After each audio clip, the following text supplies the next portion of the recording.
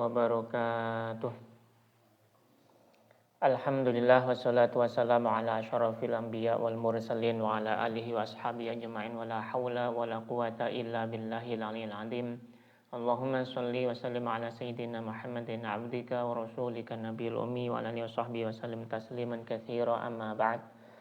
Alhamdulillah kita bisa berkumpul kembali dalam rangka ngaji bareng kitab Asy-Syarhu Ash-Shaghir karya Syekh Ibrahim Al-Qurani yang mensyarah atau menjelaskan bait-bait akidah yang ditulis oleh guru beliau yaitu Syekh Ahmad Al-Qushayri yang judulnya Mandhumatu Al-Qushayri atau Aqidatu Al-Qushayri.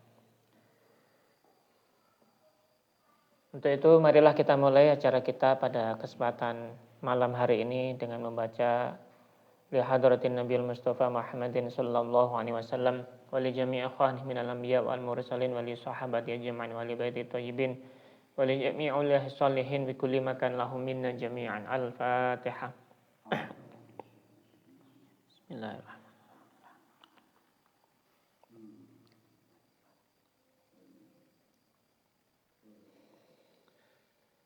Amin amin ya rabbal alamin. Wa li jami'i masyayikhina wa masyayikhina wa nakhusu khasatan li Sayyidina Abul Abbas Baila bin Malkan Syekh Abdul Qadir Al-Jalil Syekh Al-Qarni Imam Junaid Al-Baghdadi Syekh Abdul Yazid Al-Bustami wa Syekh Abu Zahid Al-Qurtubi Syekh Abdul Yazid Al-Ishqi Syekh Ibrahim Syekh Saleh wa Syekh Abdul Hasan Syadili Syekh Najmuddin Al-Kubra Syekh Ahmad Rifa'i wa Syekh Badawi wa jami'i masyayikhina min turuqi as-sufiyah wa nakhusu khasatan li Syekh Abdullah Asy-Syatari wa Syekh Alaqaddin Syatari wa Syekh Al-Hajj Quduri wa Syekh Hadiyatullah Sarmas wa Syekh Muhammad Ghaus wa Syekh Wajihuddin Al-Alawi wa Syekh Sibawatullah bin Syekh Ruhullah wa Syekh Ahmad bin Ali Asyinawi wa Syekh Ahmad Al-Qushayri wa Syekh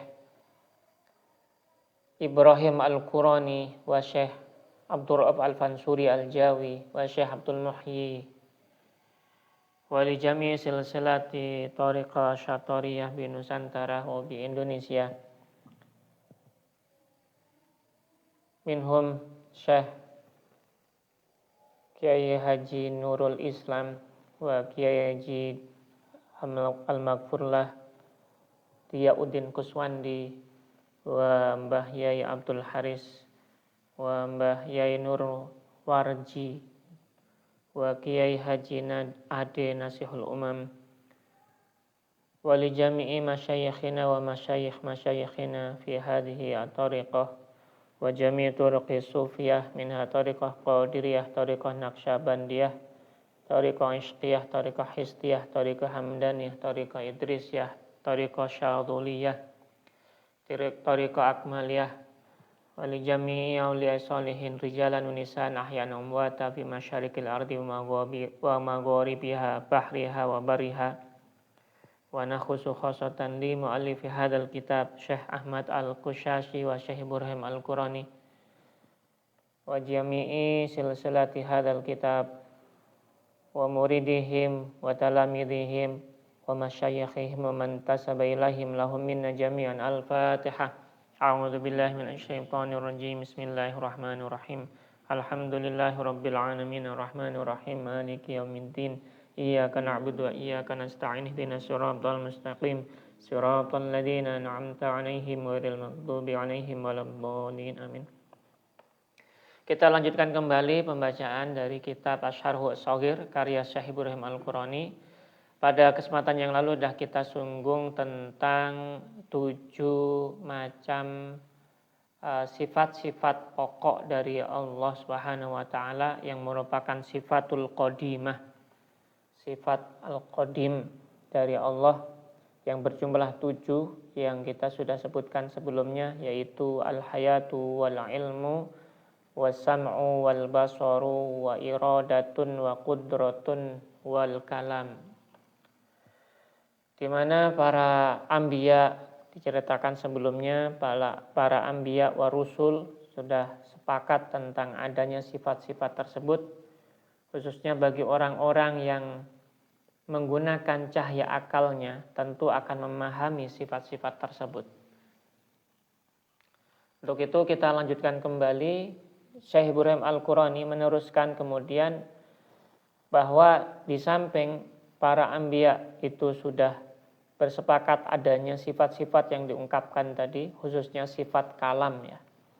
Di mana di dalam sifat kalam ini para anbiya sepakat menceritakan tentang sifat-sifat Allah. Kemana di sebelumnya kita sudah bahas bahwa para anbiya itu mengatakan bahwa Allah itu qala, berkata demikian, wa amara bikada, dan juga memerintahkan demikian, wa naha an kada, dan juga melarang demikian, wa akhbara an kada, dan mengabarkan atau memberi informasi tentang suatu hal. Itu semuanya merupakan bagian dari kalam. Untuk itu subhanahu wa ta'ala, Allah subhanahu wa ta'ala memiliki sifat kalam, yang artinya sifat at-takallum, berbicara. Artinya juga al-mutakallim bih, pembicara, berarti Allah itu yang berbicara. Sebagaimana yang disepakati oleh para nabi-nabi dan juga para rasul. Wa fil hadisil qudsi as-sahih, dan disebutkan di dalam hadis qudsi yang riwayatnya sahih. Hadis ini disebutkan di dalam Sahih Muslim nomor 2675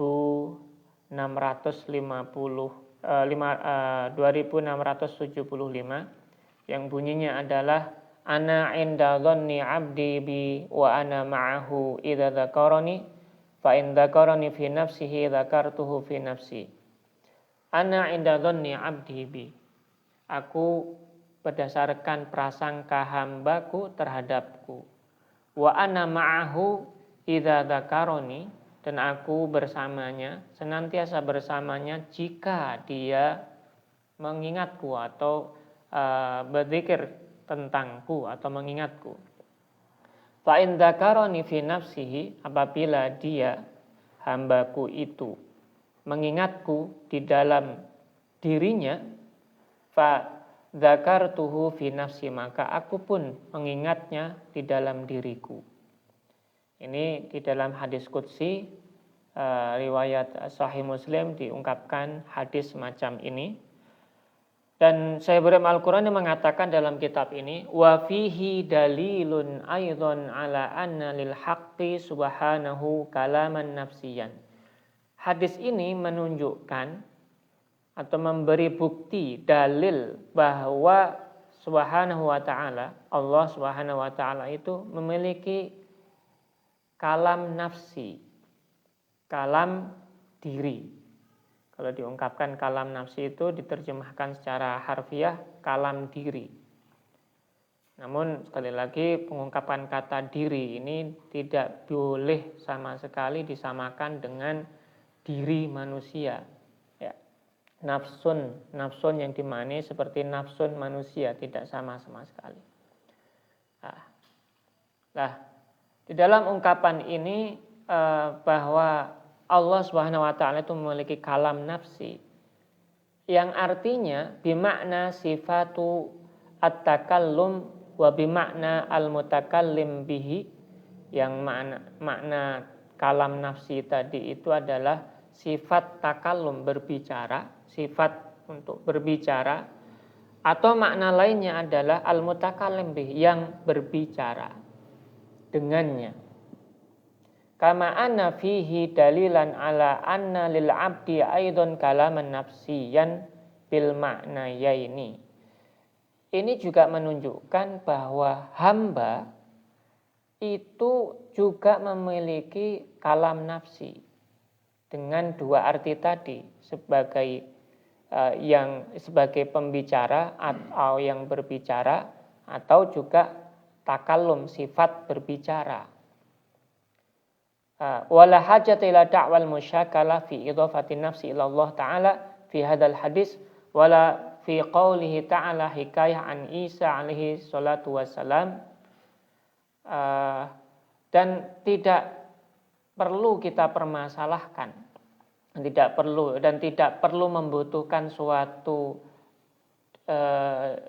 dakwah atau suatu pembelaan terhadap permasalahan yang berhubungan dengan kata nafsu yang diidhofahkan atau dinisbatkan kepada Allah ini di dalam hadis ini.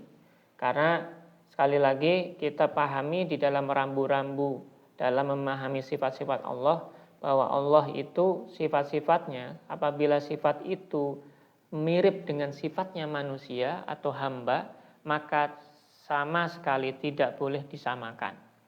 Artinya ada rambu-rambunya adalah laisa kamitsli syai'. Allah berikut juga sifatnya tidak sama sekali dengan sifat-sifat yang dimiliki oleh hamba atau kawula. Itu diungkapkan seperti itu di dalam pertemuan sebelumnya. Untuk itu di dalam memahami hadis ini, idhofatun nafs kepada Allah itu tentu juga tidak sama pemahamannya dengan nafs yang dimiliki manusia. Wala fi qouli ta'ala, begitu juga di dalam cerita atau di dalam ungkapan dari firman Allah yang menceritakan tentang perkataan Nabi Isa alaihi salatu wassalam di dalam surat Al-Maidah ayat 116 ya. Yang bunyinya adalah a'udzubillahi minasyaitonirrajim, ta'lamu ma fi nafsi wa la a'lamu ma fi nafsika. Ta'lamu, engkau mengetahui, ta'lamu ma fi nafsi, apa yang ada dalam diriku, wa la a'lamu, dan aku tidak mengetahui apa yang ada dalam dirimu. Ini ungkapan Nabi Isa kepada Allah. Engkau, ya wahai Allah, engkau tahu apa yang ada dalam diriku, tapi aku tidak tahu apa yang ada dalam dirimu ya. Nah, kata diri ini harus kita pahami. Di dalam terjemahnya itu diungkapkan, di dalam terjemah bahasa Indonesia itu kata diri. Namun hakikatnya kata diri ini nggak boleh kita terjemahkan seperti terjemahan manusia. Maka alangkah baiknya kalau kita ungkapkan kata diri ini dengan ungkapan zat. Tapi ungkapan zat sendiri itu jangan sampai berselisih dengan pemahaman kita dalam memahami zat. Karena zat dan zat itu berbeda. Karena selama ini kita memahami, oh zat Allah itu seperti kita memahami zat. Padahal tidak. Kalau zat itu materi, itu bersifat fisik dan sebagainya, zat ini kita nggak memaksudkan seperti itu. Artinya tidak sama dengan itu. Anggap aja keberadaan Allah, adanya Allah. Maka kata wujud pun sama. Wujud itu bukan dimaknai wujud bentuk, surah dan sebagainya, enggak. Tapi adalah keberadaan dari Allah. Oke, kita lanjutkan kembali. Sama juga di dalam pemahaman ungkapan ini. Ta'lam ma fi nafsi. Engkau, wahai Allah, ini ungkapan Nabi Isa kepada Allah. Engkau tahu apa yang ada dalam diriku. Maka kata nafsi kepada manusia, kepada diri Nabi ini, itu adalah jiwa ataupun diri manusia. Sedangkan ketika ungkapan Nabi Isa kepada Allah itu, wala a'lam ma fi nafsika, dan aku tidak mengetahui apapun yang ada dalam zatmu. Mungkin bisa diterjemahkan demikian. Atau kalau kita mau menggunakan ungkapan dalam dirimu, pemanaan kata diri ini tidak boleh dimaknai seperti manusia. Jadi kata diri Tuhan itu enggak sama dengan manusia. Di dalam surat Al-Maidah dikatakan demikian, wa in kanat mumkinah, wadzalika, walaupun mungkin juga bisa aja diungkapkan kata nafsu itu memiliki makna tadi ya, pembicara seperti manusia dan sebagainya. Tapi ungkapan itu sekali lagi ada rambu-rambunya tadi. Rambu-rambunya adalah laisa kamitslihi syai'. Wa in kanat mumkinatan. Wa dzalika li'annaha la tata'atta fi qoulihi ta'ala wastona'tuka li nafsi. Dan begitu juga dalam penafsiran ayat yang lainnya itu juga kita akan mengalami musyakalah, suatu kesulitan untuk bisa menerjemahkannya dengan tepat di dalam firman Allah yang bunyinya di dalam surat Toha ayat 41, wastona'tuka linafsi. Wastona'tuka linafsi. Kalau diterjemahkan secara harfiah, wastona'tuka linafsi itu adalah dan aku telah memilihmu atau menjadikan dirimu untukku, untuk diriku. Linafsi itu untuk diriku. Kalau diterjemahkan harfiah, untuk diriku. Nah, kata nafsi, sekali lagi nafsun ini kembali ke pengertian yang awal tadi, rambu-rambu kita adalah tidak sama diri Tuhan itu dengan manusia. Oke, saya lanjutkan. Wa qauluhu ta'ala wa qaulihi ta'ala, dan juga diungkapkan di dalam ungkapan Allah yang lainnya, wa yuhadzirukumullahu nafsah, di dalam surat Ali Imran ayat 28 itu diungkapkan demikian, wa yuhadzirukumullah, dan Allah itu memperingatkan kalian atau kamu semuanya, nafsahu, akan dirinya. Ungkapan dirinya ini, sekali lagi pemahaman kata diri ini jangan sampai kita samakan dengan pemahaman diri manusia. Wa qoulihi ta'ala kataba rabbukum ala nafsihi rahmah. Nah, ungkapan yang lainnya berarti saya Al-Quran itu menunjukkan dalil-dalil Quran bahwa Allah itu ternyata membahasakan juga ungkapan dirinya, nafsun dan sebagainya. Karena dalam ayat yang lainnya ini disebutkan juga di surat Al-An'am ayat 54, kataba rabbukum ala nafsihi rahmah. Kataba rabbukum ala nafsihi ar-rahmata. Tuhanmu telah menetapkan pada dirinya ar-rahmah, kasih sayang. Ya. Begitu juga cara memahami ayat ini, sama juga dengan rambu-rambu yang saya sampaikan tadi. Wa nahwi qaulihi sallallahu alaihi wasallam fima yurwihi an rabbih ta'ala, dan juga begitu juga dalam contoh sabda Nabi Muhammad sallallahu alaihi wasallam yang diriwayatkan dari Allah, artinya berarti ini adalah hadis qudsi. Di dalam hadis qudsinya Nabi Muhammad juga menyampaikan hal yang demikian.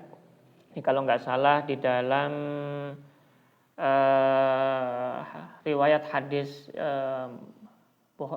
Sahih Muslim ini, yang bunyinya adalah ya ibadi inni haramtu dzulma ala nafsi. Ini di dalam riwayat hadis yang disampaikan oleh Nabi Muhammad dari hadis qudsi, ya ibadi, wahai hamba-hambaku, inni haramtu, sesungguhnya aku haramtu, mengharamkan, diriku ini mengharamkan az-zulma, kezaliman, ala nafsi, atas diriku.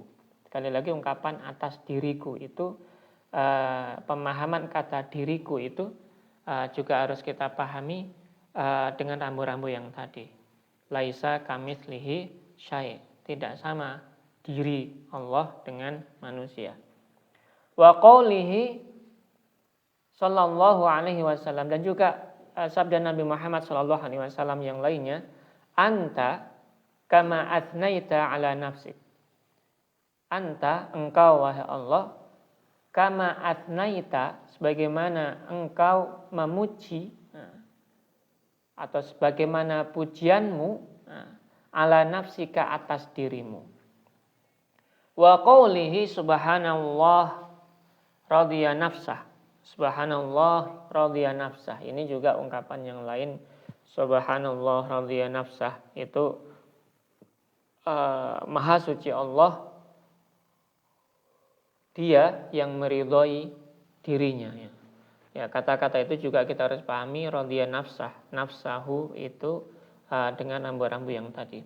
Wa kulluha fi sahihi muslimin, dan semuanya hadis-hadis qudsi yang disebutkan tadi itu semuanya ada di dalam sahih Muslim. Jadi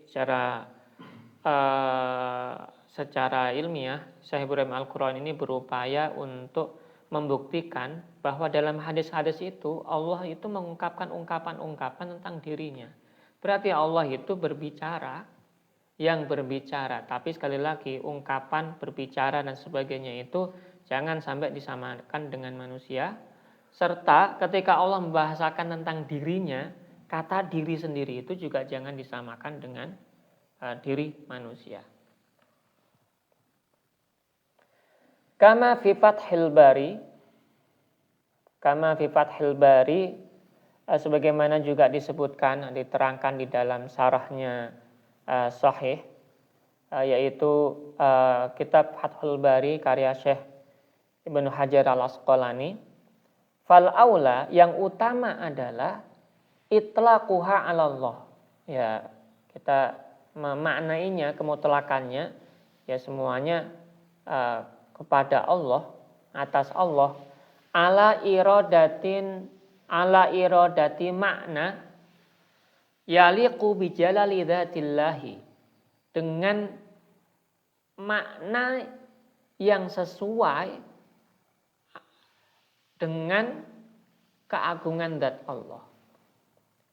Berarti semua ungkapan-ungkapan yang kita pahami dari Al-Quran maupun hadis yang berbicara tentang sifat-sifat Allah, yang diantara sifat-sifat itu mirip dengan sifatnya manusia umpamanya ya, semuanya harus kita kembalikan kemutlakannya kepada Jalalullah, bahwa Allah itu agung, maka sifat-sifat keagungannya itu tentu yang berhubungannya dengan sifat-sifat yang disebutkan tadi, sifat takallum, sifat sama, basar dan sebagainya, itu semuanya harus disesuaikan dengan keagungannya Allah. Kasairil mutasyabihati ma'atanzih bilaisa kamitslihi syai'un wallahu a'lam. Dan juga semua sifat-sifat Allah yang mutasyabihat, yang mirip dengan sifat-sifat manusia dan sebagainya, itu semuanya harus memahaminya harus dengan tanzih, dengan membersihkan dari pemahaman penyerupaan terhadap manusia dengan makhluknya, dengan rambu-rambu ungkapan laisa kamitslihi syai', bahwa dia tidak ada sesuatu apapun yang menyerupainya.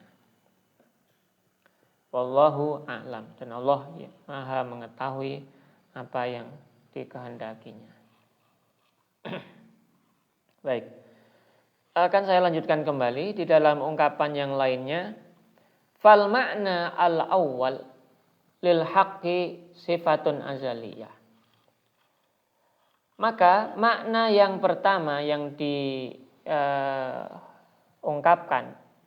tadi bagi Allah itu merupakan sifat azali atau sifat yang kekal tanpa permulaan, kalau kita anggapkan seperti itu, di zaman azali, sifat yang sudah ada di zaman azali. Munafiyatun lis-sukuti, yang menafikan as-sukut, artinya tidak berbicara. Allah itu, kalau ada yang mengatakan karena orang itu tidak mau menyamakan kalamnya Allah dengan manusia, makanya ada yang sampai berani untuk, berarti kita nggak bisa aja bicara seperti itu, mendingan kita meniadakan sifatnya Allah itu saja semuanya yang sama dengan manusia. Itu seperti orang-orang Al-Mu'tazilun yang mereka lebih cenderung untuk mentanzihkan atau mentaktilkan, malah mereka mentazihkan, malah mereka mentaktilkan sifat-sifat Allah.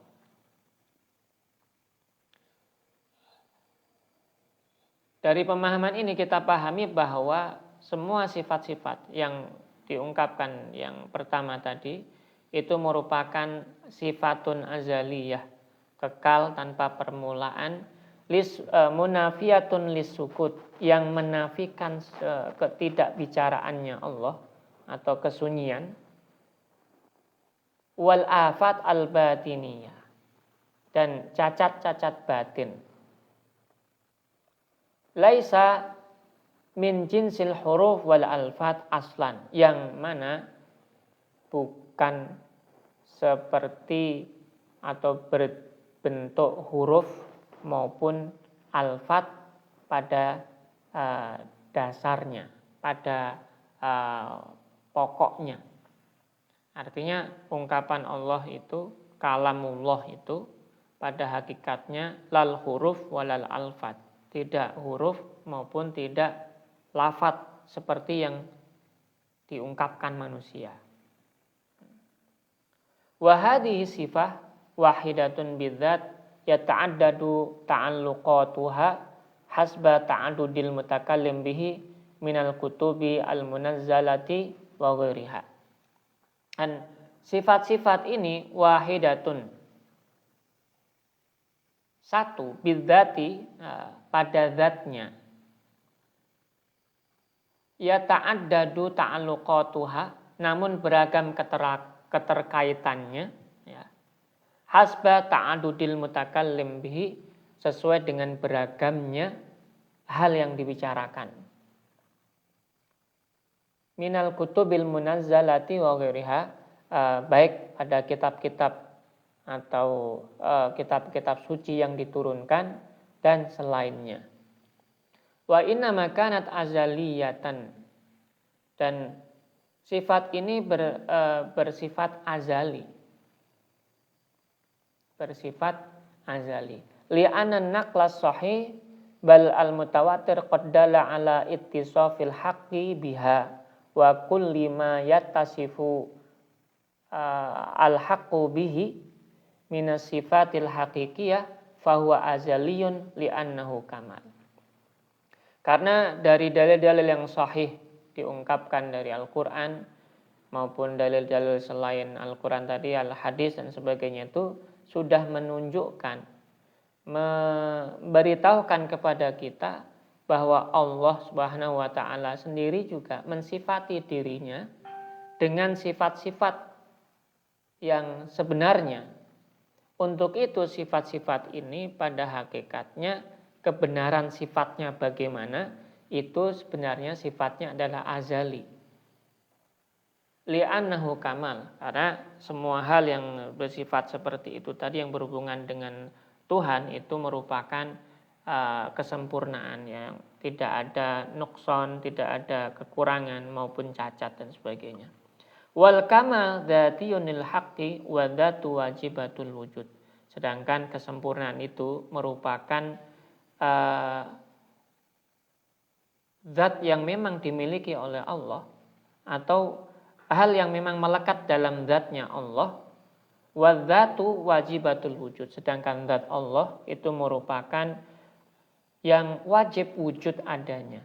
Sekali lagi, pemahaman kita tentang wujud tadi, wujud itu bukan bermakna bentuk dan sebagainya, karena pemahaman kita selama ini, bahasa saya di dalam bahasa Jawa itu jumbuh, ya.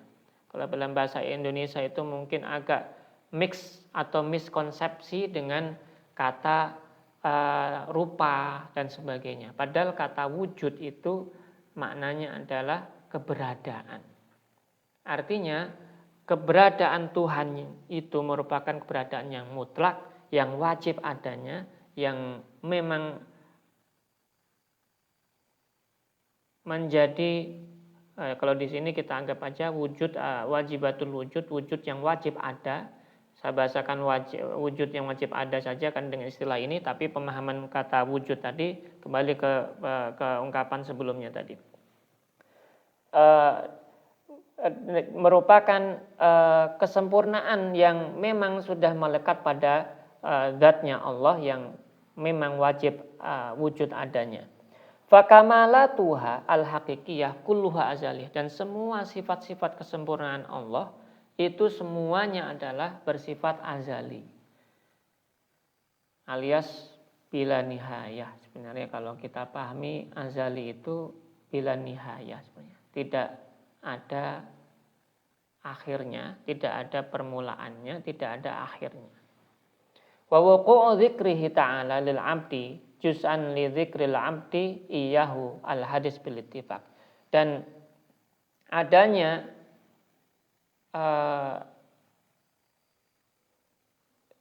penyebutan Allah terhadap hambanya, itu bagian dari bagaimana hamba itu mengingat atau menyebut Allah. Kita anggap aja bahwa ungkapan yang baru datang, hamba yang datang itu kita anggapnya itu merupakan hadis, sesuatu yang baru, sebagaimana disepakati oleh para ulama bahwa yang datang barusan itu merupakan wujud yang tidak mutlak adanya, karena itu adalah wujud yang datang setelah wajib wujud yang awal pertama ada. Untuk itu hamba yang mengingat Allah itu pada hakikatnya adalah bagian dari bagaimana Allah itu kalau bahasanya itu mewujudkan adanya ingatan itu atau penyebutan itu terhadap zatnya.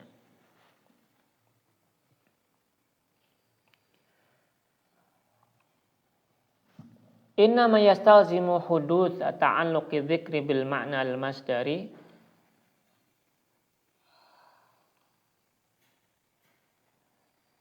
innama yastalzimu, dan hudud ta'alluqi dzikri, dan telah diketahui bahwa keterkaitan atau mengharuskannya adanya keterkaitan penyebutan dengan bil makna al-masdari, dengan makna dasarnya atau alladzi huwa at-takallum, yaitu takallum tadi, dari kata kalam tadi, takallum yang artinya berbicara. Bismil abdi dzakir lillahi la nafsal mutakallim, dengan nama hamba yang mengingat Allah, bukan hakikat berbicara itu sendiri. Artinya ketika ini mungkin menjelaskan tentang hadis idza dzakartuhu idza dzakaroni fi nafsihi dzakartuhu fi nafsi, seperti itu tadi yang diungkapkan dalam hadis qudsi tadi, bahwa kata-kata itu sebenarnya ingin menjelaskan Syekh Ibrahim Al-Qurani ini bahwa makna zikrullah, bagaimana Allah mengingat hambanya tadi, sebagaimana hamba mengingat Tuhannya tadi. Kata mengingat itu tidak sama kapasitasnya antara hamba dengan Tuhan. Dan hamba itu hakikatnya dia mengingat itu ya karena memang dibuat untuk bisa mengingat. Bahasa lainnya juga demikian.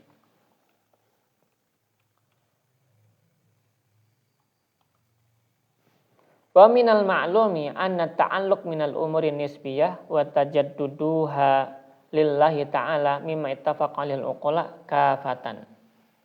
Dan kita pahami juga bahwa ketergantungan itu merupakan perkara yang sifatnya nisbiyah.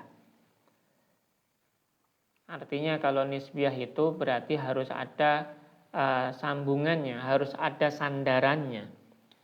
Wa tajadduduha lillahi, dan pembaharuannya atau penggantiannya itu semuanya merupakan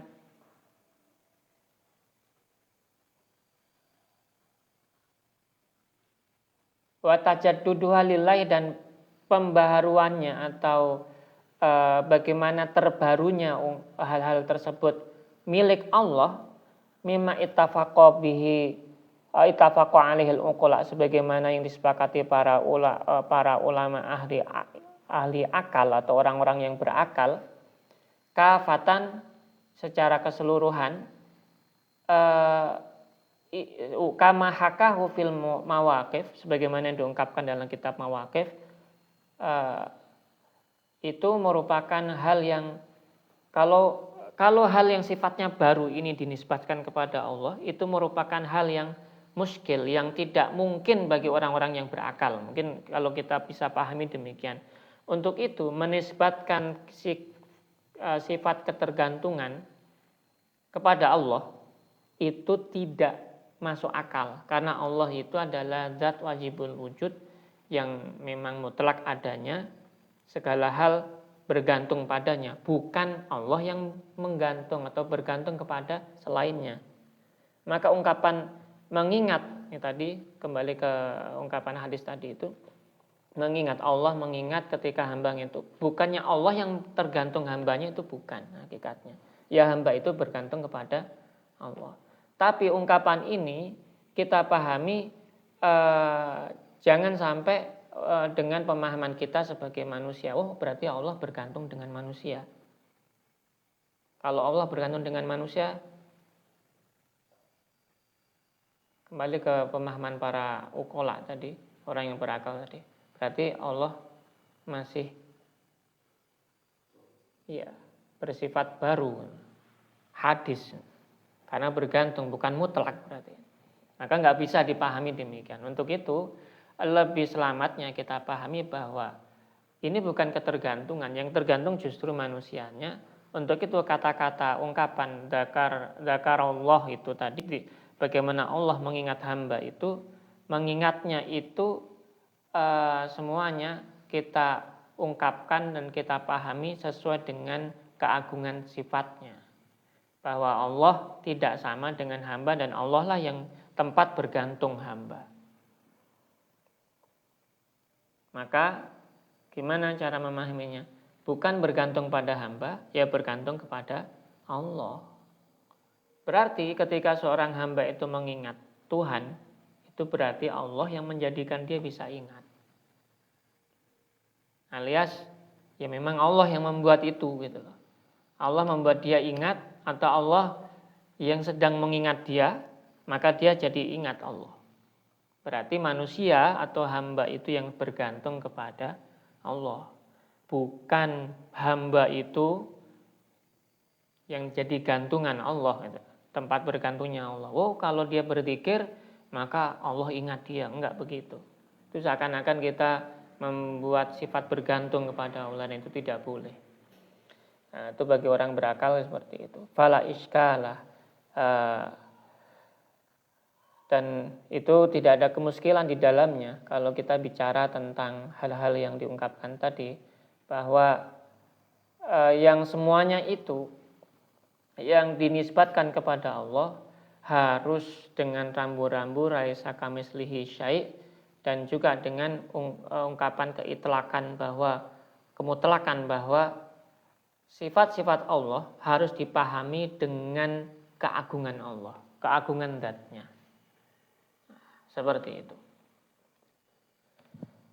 Demikian yang diungkapkan oleh Syekh Ibrahim Al-Qurani. Jadi intinya dalam pemahaman kita dari ungkapan-ungkapan yang disampaikan oleh Syekh Ibrahim Al-Qurani tadi, bahwa ada beberapa poin ya. Yang pertama tentang kalam nafsi. Kalam nafsi sebagaimana diungkapkan tadi sebelumnya itu adalah ungkapan zat, atau kalau kita bicarakan dengan bahasa harfiah yang lainnya adalah kalam zat atau perkataan dalam diri. Tapi sekali lagi pemahaman diri tentang Allah itu tidak sama dengan manusia. Tapi kenapa kok ini ditunjukkan Syekh Ibrahim Al-Qurani? Untuk memberikan argumentasi bahwa Allah memiliki kalam nafsi. Allah memiliki kalam yang muncul dari dirinya. Nah. Kemudian penafsiran kata nafsi sekali lagi semuanya harus dikembalikan kepada keagungan dzatnya. Bukan dengan makna harfiah pada manusia. Maka kita memahami diri, nafsu, nah itu diri manusia atau jiwa manusia. Kalau jiwa berarti Allah punya jiwa, enggak, tidak boleh disamakan dengan itu. Itu makna yang kedua. Kemudian